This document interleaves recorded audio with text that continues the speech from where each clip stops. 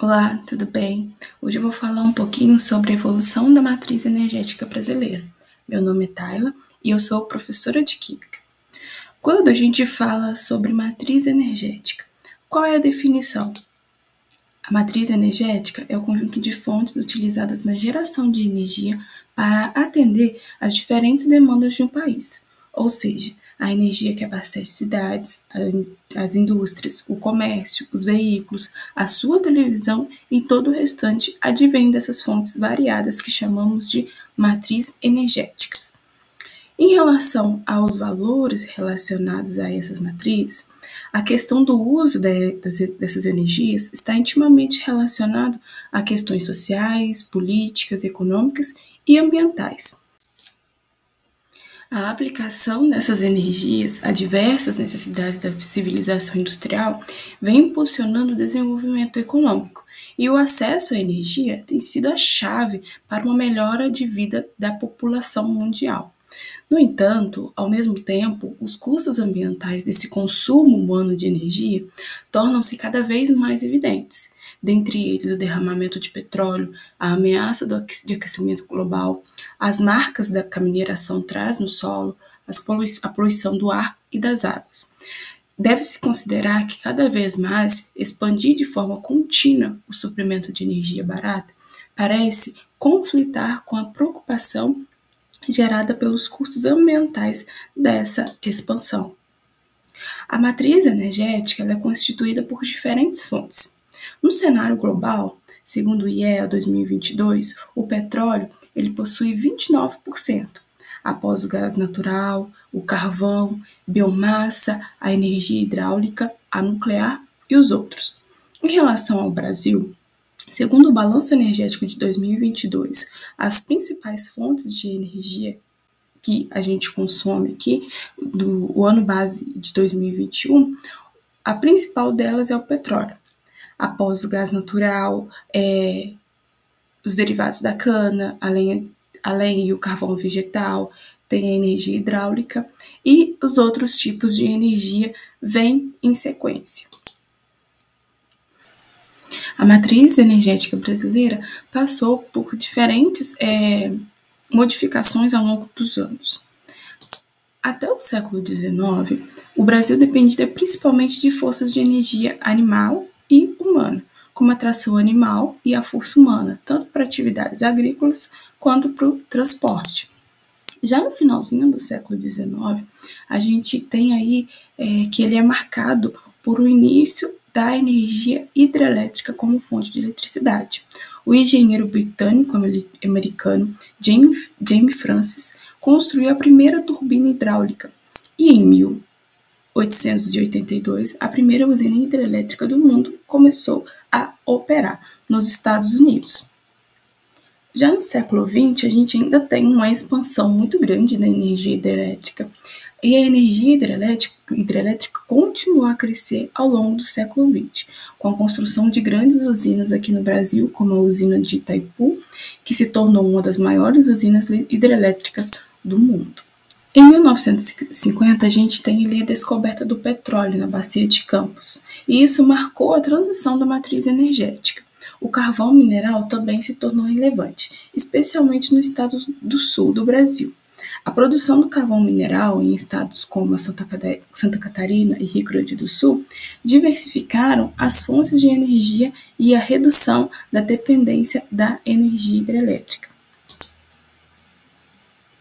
No final do século XX, houve ali uma diversificação na matriz energética, principalmente com a introdução de fontes de energia nuclear.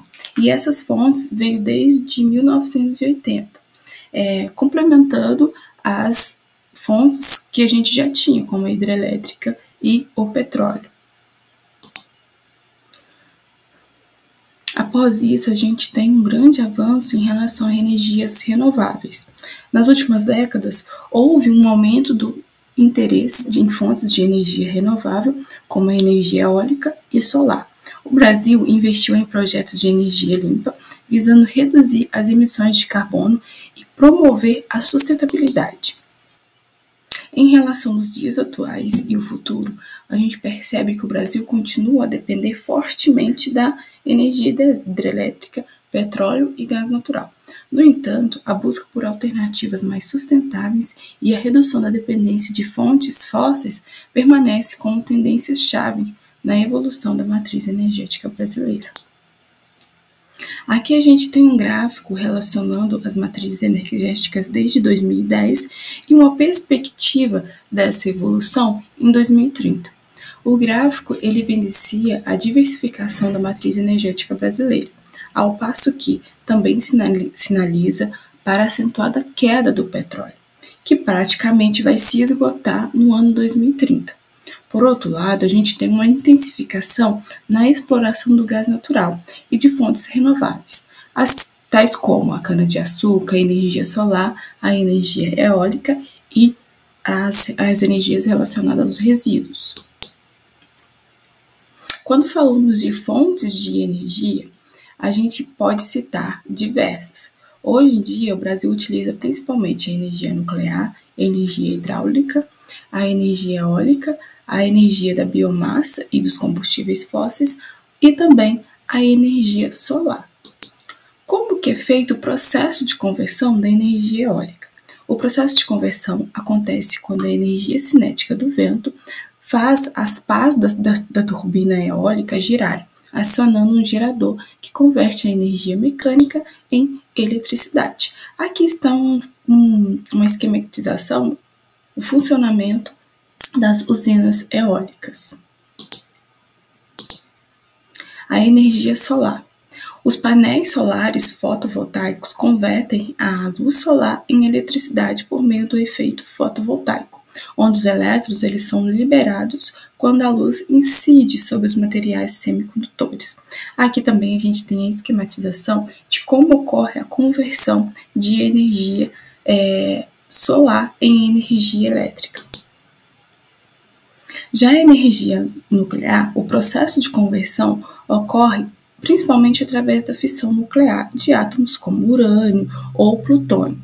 Essa fissão gera o calor que é usado para aquecer a água e produzir o vapor, que por sua vez aciona uma turbina que gera eletricidade.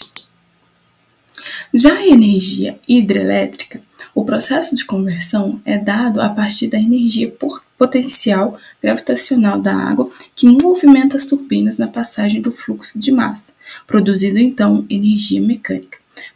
Por fim, o gerador transforma a energia mecânica em energia elétrica.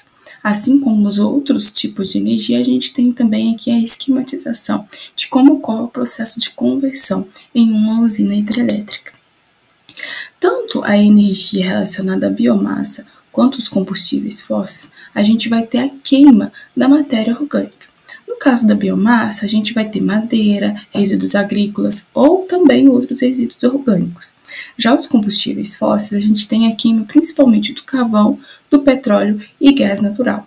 Lembrando que esse petróleo ele pode ser decomposto através da destilação fracionada em vários outros compostos. A partir dessa queima, a gente tem então a geração de calor, que é usado para produzir vapor, acionando uma turbina e gerar eletricidade.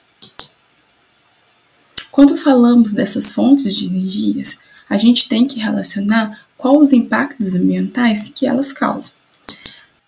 Quando a gente fala da queima da matéria orgânica, de combustíveis fósseis ou da biomassa, a gente sempre tem as reações de oxidação ou até mesmo as reações de combustão, onde o composto orgânico, junto com o oxigênio, com a fonte de ignição, tem então uma reação de combustão, onde libera uma quantidade de CO2, calor e também água.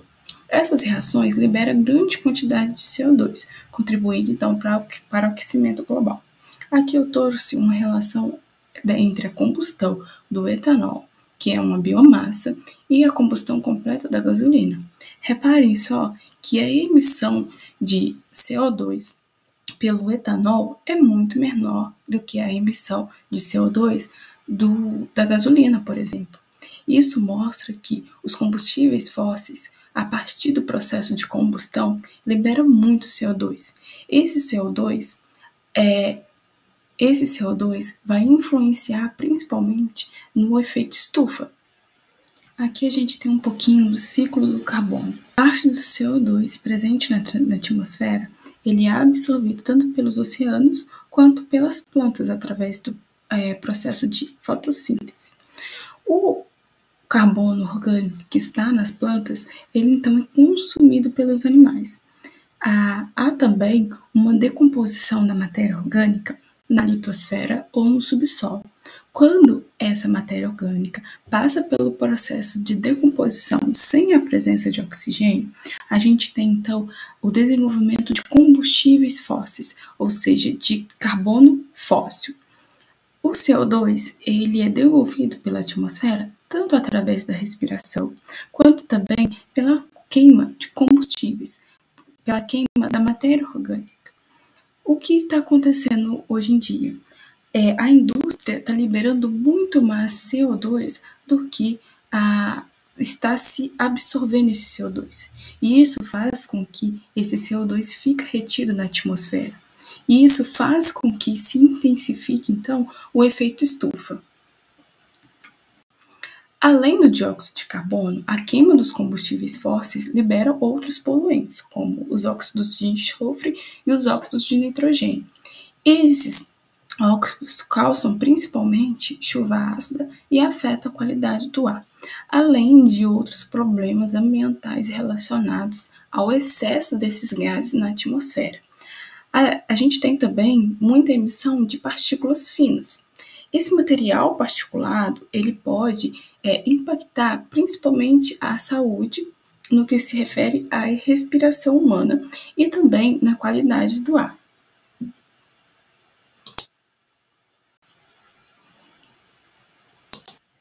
A gente tem também muitos impactos relacionados à construção de usinas hidrelétricas. O represamento de rios altera drasticamente os ecossistemas aquáticos. Isso leva à inundação de áreas terrestres, resultando em perdas de habitats naturais e fragmentação do ecossistema. Mudanças no fluxo de água e na temperatura da água afeta e muito a vida aquática, incluindo os peixes migratórios. A decomposição da matéria orgânica submersa libera metano, um poderoso gás do efeito estufa.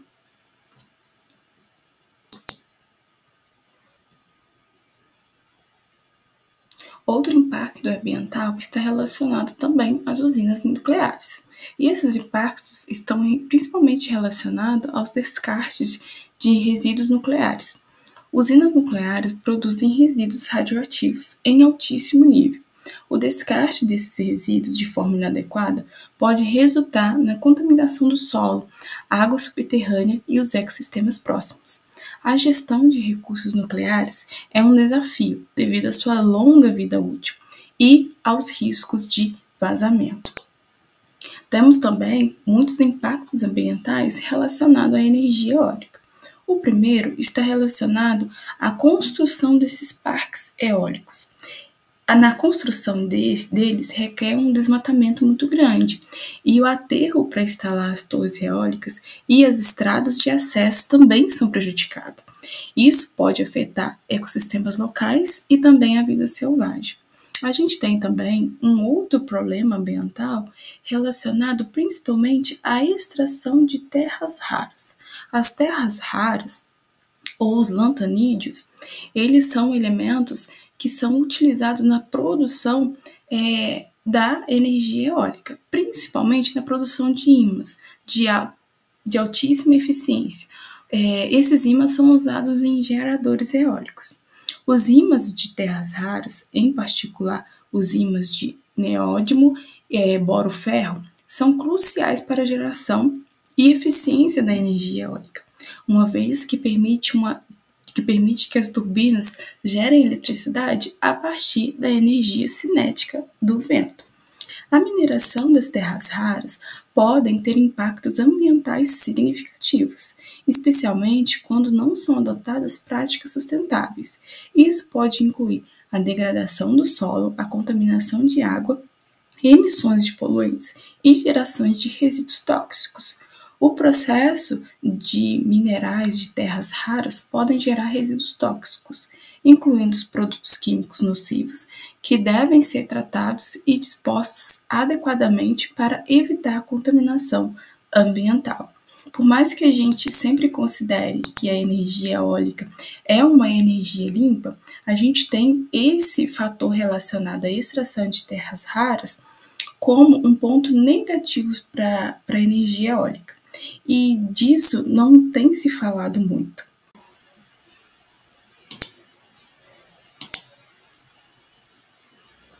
Relacionado a esse tema, o professor Oswaldo Antônio Serra, ele deu uma palestra na USP há 8 anos atrás. Ele falou um pouquinho sobre as terras raras, como ela é utilizada, como é feita a sua extração. Esse vídeo está disponível no YouTube. Eu trouxe ele aqui para vocês perceberem como as terras raras são utilizadas na energia eólica e quais os impactos da extração desses tipos de alimento no ecossistema.